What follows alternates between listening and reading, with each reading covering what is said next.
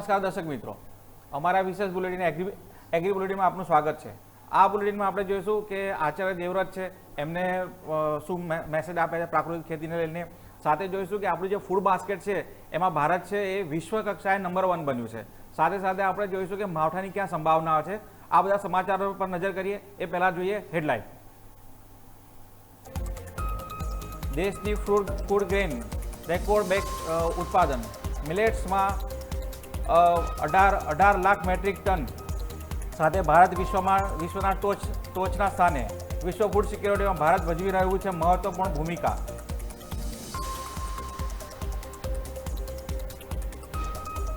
રાજ્યપાલ આચાર્ય દેવવ્રતની અધ્યક્ષતામાં યોજાયો પ્રાકૃતિક કૃષિ પરિસંવાદ। રાજ્યપાલે દેશભરમાં ઝેરમુક્ત ખેતી વિઝન વ્યક્ત કર્યું। પ્રાકૃતિક ખેતીથી જમીનની ફળદ્રુપતા અને ઓર્ગેનિક કાર્બનમાં થાય છે વધારો।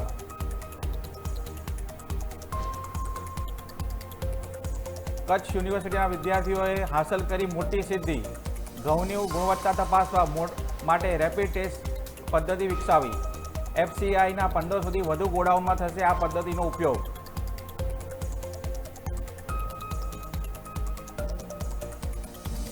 રાજ્યમાં માવઠાની સંભાવના, હવામાન નિષ્ણાત અંબાલાલ પટેલે ફરી કરી આગાહી। સૌરાષ્ટ્ર અને દક્ષિણ ગુજરાતમાં તેજ પવન ફૂંકાશે। માવઠા સામે પાક સુરક્ષિત રાખવા ખેડૂતોને કરાઈ અપાઈ।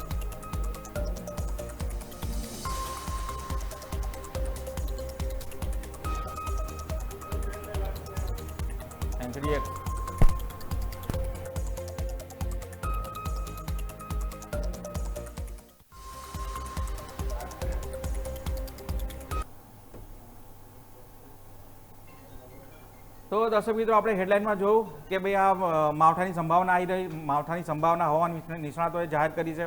સાથે મહત્વના સમાચાર કે ફૂડ ગ્રેનમાં છે ભારત છે એ વિશ્વનું ફૂડ બાસ્કેટ બની રહ્યું છે। આ બધા સમાચારો જોઈશે એ પહેલાં આપણે જોઈએ કે એગ્રી કમોડિટીની અંદર જે ફ્યુચરના રેટ છે એની અંદર શું ચાલ ચલાઈ રહી છે, શું અસર થઈ રહી છે જોઈએ તો આપણે જોઈએ તો કોટન એટલે કેસ્ટર સીડની જો વાત કરીએ તો કેસ્ટર સીડમાં સામાન્ય ઘટાડો દેખવા મળી રહ્યો છે અને એ ઘટાડો છે 0.20નો। અને જે જોવા જઈએ તો 6,500 એટલે 5600 આસપાસનો ભાવ ચાલી રહ્યો છે। જો વાત કરીએ તો કાલના 2 દિવસ પહેલાંની વાત કરીએ તો 2 દિવસ પહેલાં છે 6,535ની વચ્ચે હતો અને અત્યારે 6,596ની વચ્ચે છે। અને કોટન ગેગની વાત કરીએ, ખોળની વાત કરીએ તો ખોળની અંદર છે સારો એવો વધારો જોવા મળી રહ્યો છે। ગુવાર ગમની વાત કરીએ, ગુવાર ગમની અંદર 10,350 એટલે સામાન્ય 13.23નો ઘટાડો દેખાઈ રહ્યો છે। અને ગુવાર સીડની વાત કરીએ તો ગુવાર સીડ 5525નો ભાવ બોલાઈ રહ્યો છે, જેની અંદર છે કે લાસ્ટ ટાઈમ જે 5400નો ભાવ હતો, 5400નો ભાવ એમાં થોડો વધારો થયો છે, પણ 2 દિવસમાં જોવા જઈએ તો આજના દિવસે એની અંદર છે 0.14નો ઘટાડો જોવા મળી રહ્યો છે। અને જો જીરાની વાત કરીએ તો જીરાનો ભાવ જે છેલ્લા એક અઠવાડિયાથી 22,000થી લઈ અને 22,055 અને 22,000 અને 21,000ની વચ્ચે રમી રહ્યો છે અને એની અંદર ધીમે ધીમે પ્રેશર આવી રહ્યું છે। તો આ હતા જે ફ્યુચરના જે અંદર ભાવ બોલાઈ રહ્યા છે। હવે જો આપણે સમાચારો પર વાત કરીએ તો ભારતના કૃષિ એટલે કૃષકો અને ખેડૂતોએ ગર્વ કરવા જેવી વાત છે, કારણ કે જોવા જઈએ તો ભારતે કૃષિ ક્ષેત્રનો વિકાસ જે છે ને એ આપણી નજર સામે તરીને આવ્યો છે અને આ વિકાસના સાક્ષી ભારતવાસીઓ તો બની રહ્યા છે, સાથે સાથે વિશ્વ પણ સાક્ષી બની રહ્યું છે। કે જો વાત કરીએ તો કિસાન એટલે ભારતનું જે કૃષિની વાત કરીએ તો ભારતે કૃષિ વિકાસ સારો એવો વિકાસ કર્યો છે અને એમાં જોવા જઈએ તો છેલ્લા વર્ષે એટલે 24-25ની વાત કરીએ તો 357 મિલિયન મેટ્રિક ટન ફૂડ ગ્રેનનું ઉત્પાદન રેકોર્ડ બ્રેક ઉત્પાદન થયું છે। હોર્ટિકલ્ચરની વાત કરીએ તો હોર્ટિકલ્ચરમાં 362 મિલિયન ટન પહોંચ્યું છે અને આની અંદર જોવા જઈએ તો હવે આપણા જે ખેડૂતો છે એ હાઈ વેલ્યુ ક્રોપ કહેવાય કે જેની અંદર જેમ કે કેપ્સિકમ છે, પછી કાકડી છે, જે ઇંગ્લિશ ક્યુકુમ્બર કહે છે, એનો વધારે હોર્ટિકલ્ચરમાં ઉપયોગ કરી રહ્યા છે અને એનું વાવેતર વધારે કરી રહ્યા છે અને લોકો આર્થિક રીતે સમૃદ્ધ થઈ રહ્યા છે। ચોખાની વાત કરીએ તો 150 મેટ્રિક ટન, ઘઉંની વાત કરીએ તો 117 મેટ્રિક ટન, દાળની વાત કરીએ તો 25 મેટ્રિક ટન અને મિલેટ્સની જો વાત કરીએ એટલે જે મોટા ધાન કહેવાય છે, જે મોટા ધાન જે આપણો જે પારંપરિક આહાર છે એની વાત કરીએ તો એની અંદર 18 મેટ્રિક ટનનું ઉત્પાદન થયું છે, જે વિશ્વના ટોચના કૃષિ ઉત્પાદકોમાં સામેલ થાય છે। જો કૃષિની વાત કરીએ તો GAV જે ગ્રોસ વેલ્યુ એડિશન કહેવાય એમાં 20%નો ફાળો આવ્યો છે। અને જો વાત કરીએ તો જે 46% વર્કફોર્સ છે એને રોજગાર મળી રહ્યો છે. એટલે કૃષિ એવું છે દેશનું કે કૃષિ ક્ષેત્રની અંદર દેશના 46% લોકોને રોજગાર મળી રહ્યું છે અને 55% જેટલી વસ્તી છે એ આ સેક્ટર ઉપર નભેલી છે. તો છેલ્લા 5 વર્ષની વાત કરીએ તો કૃષિનો જે ગ્રોથ છે એ 4.4% જેટલો વધીને આવ્યો છે. અને સૌથી મહત્ત્વની જો વાત કરીએ ને તો આ જે સેક્ટર છે એ ફોરેન ફોરેક્સ એક્સ જે કહેવાય આપણું ફોરેક્સ એમાં વધારો કરી રહ્યો છે. 25માં જો વાત કરીએ 25માં તો એ 51 બિલિયન પહોંચ્યું હતું, જ્યારે 20ની વાત કરીએ 5 વર્ષ પહેલાંની વાત કરીએ તો USD 34 બિલિયન જેટલું આપણું ફોરેક્સ હતું. એટલે એ પણ કહેવાય કે જે કૃષિ ક્ષેત્ર છે એ દેશની અંદર જે વિદેશી હુંડિયામણું છે જે ફોરેક્સ છે એ લાવવામાં મદદ કરી રહ્યું છે. આ બધા મોટા મોટા આપણે જોયા. તો હવે આપણે સીધા જ આપણા જે એક્સપર્ટ છે ધવલભાઈ એમને પૂછીએ કે આ જે ગ્રોથ થઈ રહ્યો છે કૃષિ વિકાસનો એમાં સરકારની કઈ યોજનાઓ કામ કરી રહી છે અને સરકારની નીતિ રીતિ શું છે? આપણે કૃષિમાં જોવા જઈએ તો ખેડૂતો માટે એક નહીં અનેક યોજનાઓ સરકાર લાવી રહી છે કે તેના માટે સૌથી પહેલું ફોકસ સિંચાઈ ઉપર કરવામાં આવી રહ્યું છે. આ સિવાય આપણા વડાપ્રધાન જે વારંવાર કહી રહ્યા છે કે ખેડૂતોની આવક ડબલ કરવાની છે, એટલે તેના માટે પણ ઘણી યોજનાઓ લાવવામાં આવી છે. ખેડૂતોના ખાતામાં સીધા 6,000 ટ્રાન્સફર કરવામાં આવી રહ્યા છે. તે એક મોટો ફાળા તરીકે કામ કરી રહી છે, કારણ કે તેના કારણે અહીંયા બીજું કે ટેકાના ભાવે જે ખરીદીને દર વર્ષે જે વિવિધ જણસો છે તેના ટેકાના ભાવમાં સતત વધારો કરવામાં આવી રહ્યો છે. ને બીજું કે જે આપણે જે સતત કૃષિ વૈજ્ઞાનિકો દ્વારા એક નવા સંશોધનો કરીને ખેડૂતોની આવક વધારવા માટે જે વધુ ક્રોપ ઉપર ભાર મૂકવામાં આવી રહ્યો છે, તો તેના કારણે હવે ખેડૂતો ઓછી સિંચાઈની અંદર વધુ ખેતી લેતા થાય છે. હવે તો નવો એઆઈનો ઉપયોગ પણ કરવામાં આવી રહ્યો છે, જેના કારણે કયા પાકને કેટલા પાણીની જરૂર પડશે, કેટલા ખાતરની જરૂર પડશે તે એક માપ આપવામાં આવી રહ્યું છે. જેથી કરીને આવી અનેક યોજનાઓ જે સરકાર દ્વારા શરૂ કરવામાં આવેલી છે તો તેનો સીધો લાભ અહીંયા ખેડૂતોને મળી રહ્યો છે. એટલે રાજ્ય સરકારની સ્કીમો પણ ઘણી બધી છે, કેન્દ્ર સરકારની સ્કીમો પણ ઘણી બધી છે. એટલે આ જે ટેકાના ભાવથી ખરીદી લઈને જે વિવિધ સ્કીમોના ખેડૂતોને લાભ મળી રહ્યા છે, તેમને સબસિડી આપવામાં આવી રહી છે કેટલાક પ્રોજેક્ટો શરૂ કરવા માટે. એટલે આનો સીધો લાભ અહીંયા ખેડૂતોને થઈ રહ્યો છે અને તેનો સીધો ફાયદો ખેડૂતોની આવકમાં વધારાના સ્વરૂપે આપણે જોઈ શકીએ છીએ કે જેથી કરીને ખેડૂતોને આ જે વધારાની આવક થઈ રહી છે તો તેમની જે જીવન ધોરણ છે તેની અંદર પણ અહીંયા આ એક મોટો લાભ જોવા મળી રહ્યો છે. એટલે આપણે જોઈએ તો આપણો દેશમાં આપણને ખ્યાલ છે કે અંદાજે 55 થી 70% લોકો હજુ પણ ખેતી પર નિર્ભર છે, ત્યારે રાજ્ય પ્રમાણે અને વિસ્તાર પ્રમાણે પણ અહીંયા નવી સ્કીમો કેન્દ્ર સરકાર દ્વારા જાહેર કરવામાં આવી રહી છે, જેનો સીધો લાભ ખેડૂતોને મળી રહ્યો છે. હા જી ભાઈ. તો દર્શક મિત્રો, આપણે સાંભળ્યું કે ભાઈ જે કૃષિ જે આપણી જે ફૂડ બાસ્કેટ છે એ આપણા ભારત જે છે એ કૃષિનો સારો એવો વિકાસ કરી રહી છે અને વિશ્વની ફૂડ બાસ્કેટ બની રહ્યું છે ભારત દેશ. જ્યારે સંકટનો સમય થાય છે ત્યારે દુનિયા છે એ ભારત ઉપર નજર કરી રહી છે. તો આ ભારત માટે ગૌરવની વસ્તુ છે. અને સાથે સાથે કૃષિ છે એક ક્ષેત્ર એવું છે કે જેના પર 50% લોકો એમાં નિર્ભર થઈ રહ્યા છે. તો આજે પણ આપણા દેશ માટે કૃષિ છે એ એક મહત્વનું સેક્ટર છે. હવે જો બીજી અન્ય એક સમાચાર ઉપર વાત કરીએ તો આપણા જે રાજ્યપાલ છે ને એક જાણે મિશન ઉપર નીકળ્યા હોય ને એવું લાગી રહ્યું છે. અને એમનું મિશન છે એ રહ્યું પ્રાકૃતિક કૃષિ. પ્રાકૃતિક કૃષિ માટે એ લોકો એ સતત કહી રહ્યા છે કે ઝેર મુક્ત ખેતી છે, ખેડૂતોને ત્યજવાનું કહે છે, તિલાંજલિ આપવાનું કહે છે, અને સાથે સાથે કે રાસાયણિક ને ઓર્ગેનિક જે ફાર્મિંગ છે એ કરવાનું કહી રહ્યા છે. રાસાયણિક ખેતીથી આપણે જાણીએ છીએ કે શું નુકસાન થઈ રહ્યા છે, એનાથી જમીન ખરાબ થાય છે, જમીનની અંદરનો જે જૈવિક કાર્બન છે એ ઓછો થઈ રહ્યો છે. પ્રાકૃતિક ખેતીથી શું થાય કે જ્યારે પ્રાકૃતિક ખેતી કરો એટલે જૈવિક કાર્બન છે એ વધે અને જમીનની જે ગુણવત્તા સુધરે. જમીનની ગુણવત્તા સુધરતાની સાથે સાથે સીધું આપણે ખબર પડે કે એનું ઉત્પાદન વધી રહ્યું છે, પાક સારો થઈ રહ્યો છે. અને પ્રાકૃતિક ખેતી જો જોવા જઈએ તો ઉત્પાદન ઓછું નથી આપતી. એમના સભામાં એમને આ જે પરિસંવાદ યોજ્યો, પરિસંવાદમાં એમને સ્પષ્ટ શબ્દોમાં કીધું કે પ્રાકૃતિક ખેતીથી ઉત્પાદન ઓછું થાય છે એ ગેરમાન્યતા છે. ખેડૂતો આ પરનો જે વિશ્વાસ નથી કરતા એ વિશ્વાસ દૂર કરે, એમની માન્યતા ખોટી છે. સાથે એમને એવું કીધું કે ભવિષ્યની પેઢી છે એ પ્રાકૃતિક ખેતીને અપનાવે એવી એમને અપીલ કરી.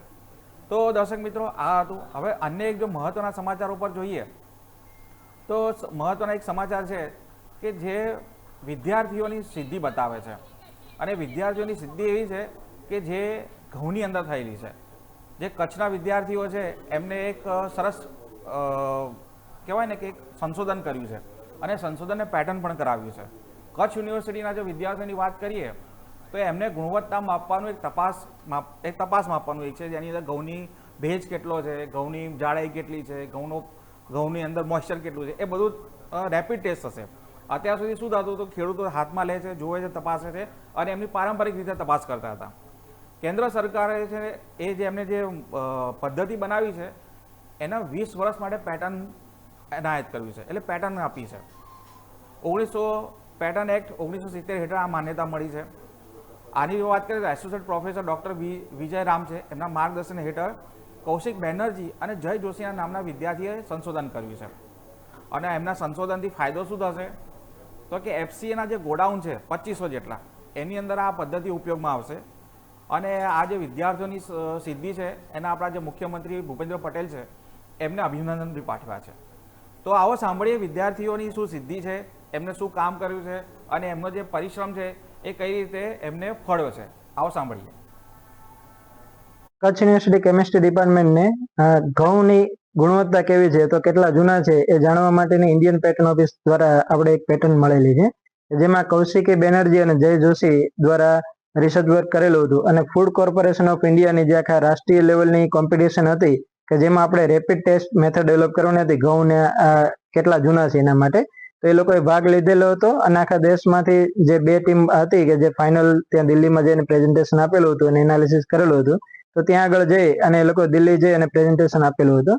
એની પેટર્ન ફાઇલ કરી અને આપણે પેટર્ન ગ્રાન્ટ થતા હવે આ પેટર્નની નોંધ મુખ્યમંત્રી કાર્યાલય દ્વારા લીધેલી છે અને એમના દ્વારા એક એપ્રિસિએશન લેટર કચ્છ યુનિવર્સિટીને મળેલ છે. ઘઉંની ચકાસણી માટેની રેપિડ મેથડ ફાઇન કરવાની, ત્યારે રેપિડ મેથડ ફાઇન કરી અને દિલ્હી ખાતે ફૂડ કોર્પોરેશન ઓફ ઇન્ડિયા ત્યાં કને ડેમોન્સ્ટ્રેશન અને પ્રેઝન્ટેશન આપેલું હતું, જેનામાં ભારતમાં દ્વિતીય ક્રમ અને ગુજરાતમાં પ્રથમ ક્રમાંક મેળવેલો હતો.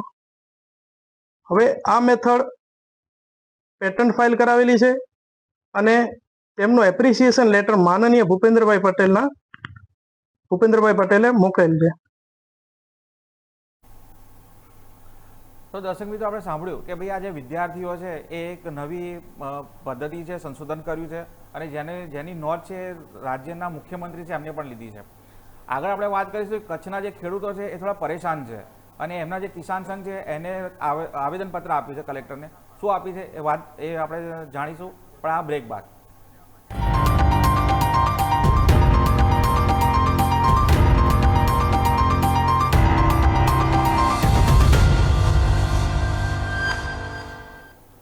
બ્રેક બાદ આપનું સ્વાગત છે. દર્શક મિત્રો, જો ખેડૂતો માટેની જો વાત કરીએ તો ખેડૂતો માટે વરસાદ છે ને એ દોષ સમાન છે, પણ ક્યારે કે જ્યારે સિઝનમાં આવે ત્યારે. પણ જ્યારે સિઝનમાં ના આવે અને મોસમ ના હોય ત્યારે કમોસમી વરસાદ થાય એ ખેડૂતોને નુકસાન આપે છે અને એ નુકસાન છે એ ખેડૂતોને નુકસાન કરે છે. તો કચ્છ જિલ્લામાં પણ આવું છે. જે કિસાન સંઘ છે અત્યારે એ જે કમોસમી વરસાદથી છે ને એ કિસાન સંઘની રજૂઆત છે અને એને જે ખેડૂતોને જે તકલીફ પડી રહી છે એ તકલીફ એમને તંત્ર સામે રજૂઆત કરી છે. કચ્છ જિલ્લામાં કમોસમી વરસાદ થયો એના કારણે ખેડૂતોને નુકસાન થયું. નુકસાન એટલે સારું એવું ભારે એવું નુકસાન થયું. તૈયાર પાક જે હતો એ સીધો છે બેસી ગયો એટલે બળી ગયો અને એને છે આર્થિક માર પડ્યો. અને આર્થિક મારની જે નોંધ છે એ ભારતીય કિસાન સંઘ દ્વારા લેવામાં આવી અને ભારતીય જે કિસાન સંઘ છે એને ભુજ તાલુકાના મામલતદારને આવેદનપત્ર આપ્યું અને તાત્કાલિક રીતે સર્વે અને આર્થિક પેકેજની સહાય કરે સરકાર એવી એમને માંગ કરી. અને સહાય નહીં મળે તો ખેડૂતો એવું મજબૂર બન્યા છે કે ખેતી છોડી દેશે, કારણ કે એક તો મોંઘા બિયારણો લાવે છે, મોંઘું ખાતર લાવે છે, એ સાથે સાથે આ બધા જ મહેનત એમના આર્થિક મહેનત તો બરાબર, જેમની શારીરિક મહેનત છે અને વરસાદના કારણે એમની આર્થિક અને શારીરિક બધી મહેનત ધોવાઈ જાય છે અને માનસિક તણાવ આવે છે. એટલે ખેડૂતોની હાલત છે એ બિચારા બાપડા જેવી થઈ જાય છે કે કરવું તો શું કરવું. એટલે એમને કિસાન સંઘે આ મામલતદારને આવેદનપત્ર આપ્યું અને સાથે એમની લાગણી પણ વ્યક્ત કરી. શું લાગણી વ્યક્ત કરી આવો સાંભળીએ. આજે અમે આવેદનપત્રની રજૂઆત એટલા માટે કરવામાં આવી હતી. ગઈ 17, 18, 19ના જે કચ્છમાં જે સમજી લો કમોસમી વરસાદ અને પવનના કારણે જે ખેડૂતોના પાકને નુકસાન થયું છે એ નુકસાનીના વળતર માટે અમે આજે મામલતદારશ્રીને મુખ્યમંત્રીશ્રીને સંબોધન કરી અને મામલતદારશ્રીને આવેદનપત્ર માટે આપવા માટે આવ્યા છીએ. આવેદનપત્ર ખાલી ભુજ તાલુકા દ્વારા નહીં પણ કચ્છના તમામ તાલુકા મથકો પર લેવામાં આવ્યું છે. આગામી સમયમાં જો ખેતીને બચાવી હશે, ખેડૂતને બચાવવા હશે, રાષ્ટ્રને બચાવવું હશે તો ખેડૂતને બચાવવા માટે કંઈ ખેડૂત સામે સરકાર અને તંત્રને ધ્યાન દોરવા માટે આવ્યા છીએ. કદાચ અનુસંધાન તમને સારું લાગશે કે અત્યારે ખેતી બરાબર છે, પણ હકીકતમાં તંત્ર જ્યારે ગ્રાઉન્ડ લેવલ ઉપર ખેડૂતની વાડીએ જશે ત્યારે ખબર પડશે. અત્યારે મોટા ભાગના પાક નષ્ટ થઈ ગયા, ધાન્ય પાક હોતું ભલે તેલીબિયા પાક હતો ભલે, શાકભાજી હતો ભલે, કે પછી બગાયત હતું ભલે, અત્યારે પૂરેપૂરા નષ્ટ થઈ ગયા છે. અને નષ્ટ થઈ ગયાનું પાછળ સરકારનો દોષ નથી, તંત્રનો દોષ અમે પણ જાણીએ છીએ. પણ ખેડૂત જગતનો તાત જ્યારે સંકટમાં હોય ત્યારે એ સંકટની વારે કરે તો કોણ સરકાર કરે? તો લોકશાહીની અંદર અમે જેને સરકારમાં મૂક્યા છે અને અમારી વાત અને લાગણી અને માગણીમાં એટલા મૂક્યા છે, ત્યારે અમને સંકટ આવતું હોય તો સરકાર અમારા ઉપર કાંઈક સહાય ખેડૂતને ઊભા કરવા માટે આપે, અન્યથા ખેતી ભાંગી પડશે, દેશ ભાંગી પડશે. એટલા માટે આજે અમે આવ્યા છીએ અને તમારા માધ્યમથી કહી રહ્યા છીએ કે અમારી વાત વહેલી તકે સરકારશ્રીને પહોંચી. તો દર્શક મિત્રો, આપણે સાંભળ્યું કે જગતનો તાત છે તે પરેશાન છે, અને પરેશાન છે જે સરકાર માય બાપ છે, એ માય બાપ સામે આશા રાખી રહ્યો છે કે એમને કોઈ વળતર ને એમને કોઈ સહાય મળે. આગળ જો વાત કરીએ તો વઢવાણ તાલુકાની જો વાત કરીએ તો પાણીમાં ખેતરો ખેતરો છે, ખેતરોમાં પાણી ફરી વળ્યું છે. અને એની જો વાત કરીએ તો વઢવાણ તાલુકાના ખેરાળી ગામમાં ગટર લીકેજ થવાના ગંભીર સમસ્યા છે. અને આ ગટરનું જે ગંદુ પાણી છે અને જે ખેતરો આવન જાવન છે એ મુશ્કેલી થઈ છે. ખેતરોનું ગંદુ પાણી ખેતરમાં ભરાતા પાકને નુકસાન થઈ રહ્યું છે. અને આ સમસ્યા છે લાંબા સમયથી ચાલી રહી છે. અનેક રજૂઆત છતાં તંત્ર છે દ્વારા કોઈ કામ કરવામાં આવતું નથી. સમસ્યા એમની એમ જ રહી છે. અને એના હિસાબે ખેડૂતોની દલીલ એવી છે જે ગુણવત્તા બગડે છે અને ખેડૂતોની જે જમીન છે એ પડતર બની રહી છે, એટલે નકામી થઈ છે, ખરાબ આવી રહ્યો છે. ખેડૂતો ખાસા એવા રોષમાં ભરાયેલા છે અને ઉગ્ર આંદોલન કરી રહ્યા, તાત્કાલિક ઉકેલ કરવાની માંગ કરે છે. જો માંગ નહીં થાય તો ખેડૂતો છે એ કોઈ આક્રમક પગલાં પણ લઈ શકે છે. મહાનગરપાલિકા સમસ્યા સાંભળી છે, ટૂંક સમયમાં ઉકેલ આવશે એવી બાંહેધરી આપી છે, પણ જે લાંબા સમયથી નથી આવી, પણ હવે જો એમના બાંહેધરી આપી છે કે ભાઈ ટૂંક સમયમાં ઉકેલ આવશે. તો શું છે આખી समस्या, आओ સાંભળીએ. हमारे संज्ञान में आया है खेराली ग्राम में जो ओपन कैनाल आ रही है, तो उसका सलूशन है कि जो हमने अभी जैसे माना कि ये लगभग 7-8 साल से पुराना इशू प्रॉब्लम है, जो अभी हमारे महानगर पालिका हुई है पिछले साल, तो ये आयोजन में ले लिया गया है. खेराली ग्राम जैसे 5 गांव हैं और खेराली गांव से लेते हुए और भी जो पूरे ग्राम सभा में सुरेंद्रनगर में है, तो आयोजन में लिया गया है और कुछ समय में जल्दी से ही वो काम चालू होगा, तो उसमें उसको कंप्लीट करा दिया जाएगा. परमानेंट सोल्यूशन उसका उसी में है कि जो हमारा काम आयोजन में है उसी के थ्रू काम अपना कंप्लीट हो जाएगा. મારી સમસ્યા એ છે કે જોરાવનગરના માર્ગને અમારા ખેડૂતો જે પોતાના ખેતર જવા માટે રસ્તો ઉપયોગ કરે છે, એ ખેતરના રસ્તામાં ગામ ગટર યોજનાનું પાણી તથા નર્મદા લીકેજનું પાણી વર્ષોથી ચાલુ છે. અંદાજે 7 વર્ષથી તો આ રસ્તો બંધ છે. છતાંય વારંવાર રજૂઆત કરવા છતાં કોઈ પણ અધિકારીઓ આવીને વહી જાય છે, પણ એનું કોઈ નિરાકરણ લાવતા નથી. તો આપ શ્રી તમામને મારી નમ્ર વિનંતી છે કે અમારા આ જે સમસ્યાનું નિરાકરણ છે, અંદાજે 150 એકર જમીન હવે ટૂંક સમયમાં પડતર રહેશે જો આ પાણીનો નિકાલનો યોગ્ય વ્યવસ્થા નહીં કરે તો આ યોગ્ય નિકાલ કરવા આપ શ્રી તમામ સાહેબને મારી નમ્ર વિનંતી છે. તો દર્શક મિત્રો, આપણે સાંભળ્યું કે ભાઈ ખેડૂતો આ અરજી કરી રહ્યા છે તંત્રને, તો તંત્ર છે જલ્દી આના પર છે ધ્યાન દોરે અને એમની જે સમસ્યાનું નિવારણ લાવે.